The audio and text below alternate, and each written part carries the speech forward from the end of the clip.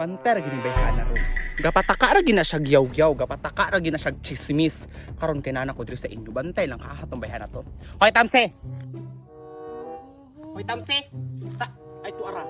Gaduyan-duyan pa ang baboy ay. Bantay ka sa kwaran. Hoy Tamse. Tamse. Hoy. Uy, Mare, kaisog ba? Mangutana pag yun ka? Ha? Ikaw ba?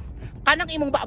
Gapataka ra gyud nagtabi. Ha? Ang unsa, Mare? Mangutana pag yun ka kung unsa? Ha? Ikaw man daw ang nanabi nga ni anak ka nga kabit ko ni congressman. Hoy kanang imong ba? Gapataka ra gyud yaw-yaw. Hala, Mare, wala ba ako nag-ingon ana? Pero, nakadaster lagi karon Mare, nga nakawig pag yun.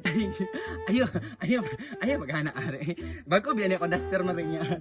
Kaning week kay daan naman noon ni pero panagsara man niya.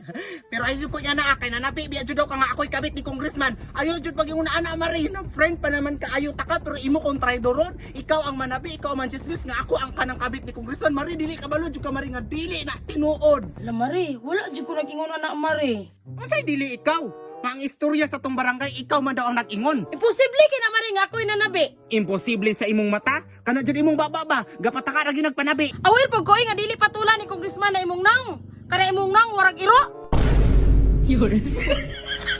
Kabalo jud ko nga dili ikaw ang kabit ni congressman. Aber nganong kabalo man daw kabe nga dili daw ako, ha? Ngano daw be? Kay kuan.